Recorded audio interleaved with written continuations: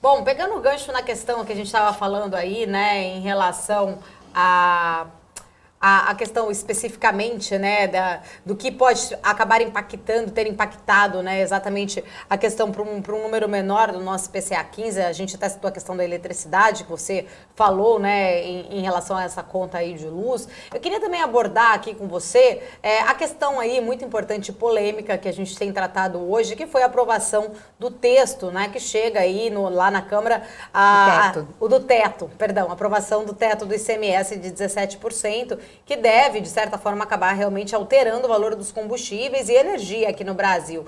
Queria entender um pouquinho da sua análise em relação especificamente desse projeto, né? Ainda tem um caminho, na verdade, para isso se tornar aí uma lei. A gente vai ver que vai passar ainda pelo Senado, tem alguns meses, mas porém ele foi aprovado e limita esse teto em 17%.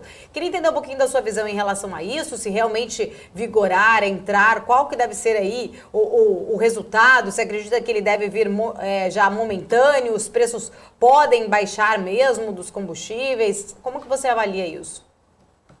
Sim, então, como você falou, foi aprovado hoje, ontem, né, na verdade, na Câmara.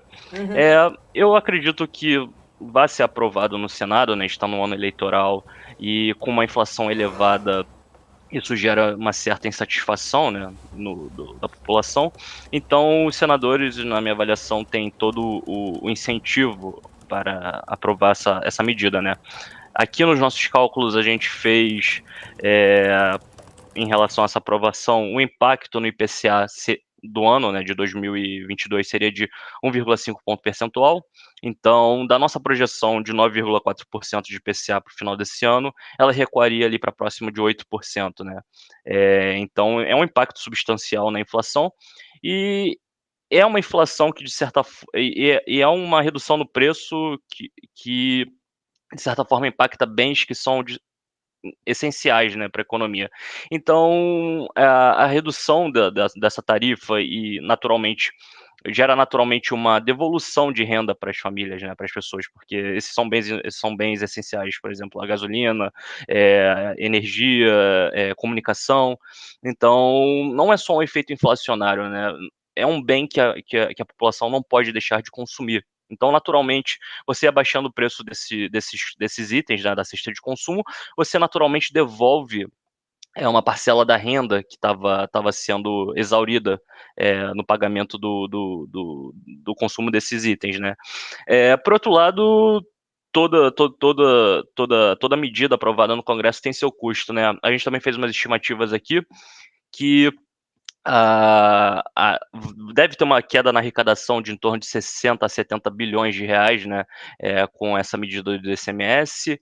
Eu acho que um ponto muito importante é lembrar que o ICMS faz parte é um componente muito importante da arrecadação dos estados, né. A gente teve visto, um resultado primário consolidado muito bom nos últimos meses, né, e o bom desempenho dos estados adveio muito do aumento da arrecadação, tanto por conta da recuperação da atividade econômica, né, o cenário de fim da pandemia e o retorno das atividades, quanto da aceleração dos preços das commodities, mais especificamente o petróleo, que disparou o preço do combustível e naturalmente dispara a arrecadação também por meio do ICMS, né.